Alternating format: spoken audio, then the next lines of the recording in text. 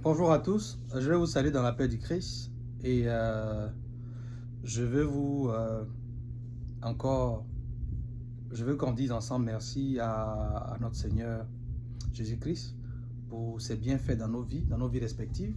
S'il a permis que que nous ayons le souffle de vie, que nous soyons réveillés ce matin, il faut qu'on lui rende grâce.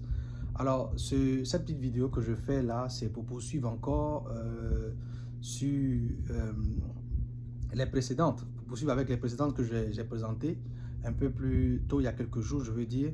Et c'est encore pour parler de, c'est une question de temps. Mais cette fois-ci, je veux venir avec un message assez particulier. Tout l'ensemble fait partie de mon témoignage en question. Alors, je veux parler de, c'est une question de temps, bien évidemment, c'est juste une question de temps. Et à cela, je vais associer que pendant que Dieu prend le temps de nous façonner, de nous préparer, voilà, on devrait être dans une salle d'attente. Voilà. Je vais intituler cette petite vidéo la salle d'attente. Voilà. Parce que la salle d'attente, c'est celle-là où nous nous apprêtons à rentrer dans nos bénédictions. C'est celle-là, la salle d'attente, c'est celle-là où nous devons performer bien. Voilà, c'est-à-dire que nous devons, sachant que la bénédiction est imminente, nous devons bien nous comporter en attendant d'être bénis. Voilà. Par moment, quand vous allez au sport, pour ceux qui vont au sport comme moi, par exemple, ou encore quand vous êtes membre d'une équipe de basketball ou football, avant de jouer au football, qui est déjà football ou basketball, qui est un sport déjà qui vous fera transpirer, avec où vous allez faire plein d'efforts. Très souvent, si vous avez un coach, il vous demande de vous préparer, de vous échauffer. Voilà la période qu'on appelle l'échauffement. Alors l'échauffement, en réalité, d'aucuns diraient que l'échauffement n'a pas de sens puisqu'on ira déjà, on va déjà en salle de sport et on est déjà prêt justement, enfin, je veux dire qu'on va transpirer encore sur le terrain. Et le coach nous demande justement de nous préparer en nous échauffant. Alors, l'échauffement, bien qu'on penserait que c'est une étape dont on pourrait se passer, est très primordial. C'est la préparation. C'est la préparation. Alors, pour toutes les personnes qui attendent des bénédictions, qui ne sont pas encore venues dans leur sens, moi je demanderais de patienter. De patienter, mais surtout avec la bonne attitude. Voilà, en louant le Seigneur, en remerciant le Seigneur de ce qu'on recevrait ces bénédictions qu'il promet là. Voilà. Donc, moi, je pense que la phase d'attente, la phase de préparation est très importante. Elle pourrait mettre du temps, mais elle pourrait mettre du temps très souvent parce que on donne naissance à quelque chose de grand. Voilà. Je prends cette petite anecdote que les gens ont pour habitude de raconter, parlant de la période de gestation, si c'est comme ça qu'on dit, du chien et de l'éléphant, du chien qui pourrait accoucher je crois que l'éléphant porte dans son ventre son bébé pendant 2 ans, je crois, si je ne me trompe pas. Alors, pendant 2 ans, le chien pourrait donner naissance à 30 bébés, back to back. Je dis, voilà, il pourrait donner naissance à 30 bébés, alors que l'éléphant ne donne naissance qu'à un seul enfant. Alors, moi, je dirais à toutes ces personnes-là qui sont en attente de miracles, de bénédictions, et si ces miracles-là prennent du temps, qu'elles disent tout simplement, qu'elles sachent tout simplement qu'elles attendent un éléphant. Voilà.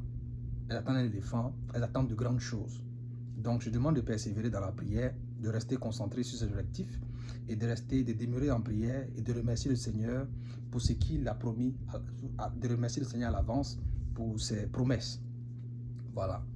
Et je veux prendre aussi un exemple de David, que le prophète Samuel avait choisi comme cette personne-là qui allait diriger tout un peuple, qui allait être le prochain roi et tout l'ensemble.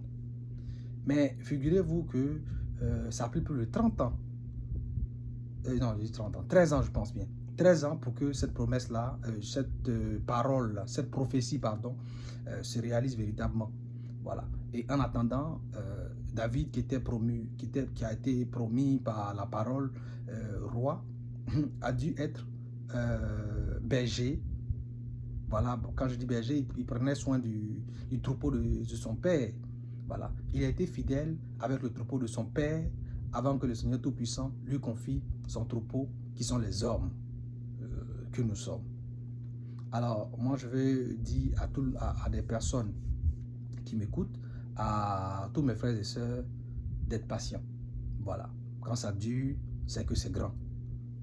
Il faut persévérer.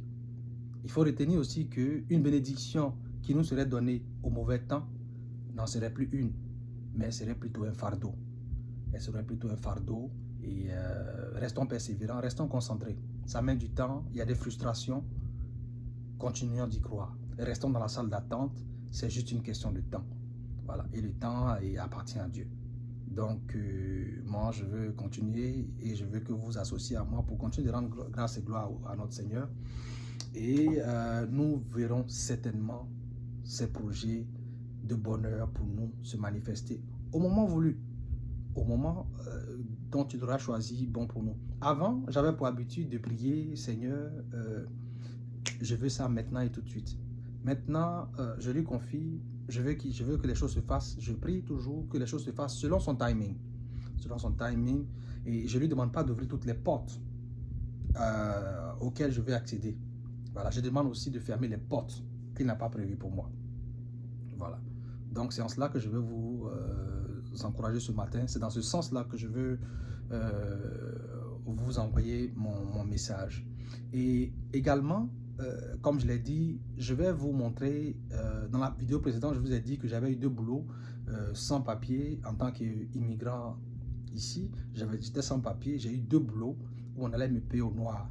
Alors, je vais vous montrer dans la prochaine vidéo. Je voulais associer une vidéo et en même temps la commenter, mais je ne sais pas comment ça marche. Alors, j'ai pris attache avec un ami qui a dit qu'il allait me former sur cela. Je vais vous montrer un peu parce que j'ai eu beaucoup de chance. Il y a des situations qui se sont produites sur mes lieux de travail qui ont été filmées parce qu'on avait des caméras un peu partout qui ont été filmées. Je vais vous montrer comment j'ai été victime d'agression par arme. Et ici, on est aux États-Unis, quand quelqu'un sort une arme sur toi, mais ça peut être t'abattre. C'est pas pour juste rigoler ou te plaisanter avec toi. Comment une arme a été pointée sur moi et je n'ai pas été tué. Comment j'ai été agressé à 2 reprises. Tout ça, c'est sur caméra et je n'ai pas été tué. Et comment, de là, j'ai eu un autre boulot un peu plus sécurisant et d'autres activités, d'autres interventions de notre Seigneur dans ma vie qui m'ont été favorables et qui ont favorisé également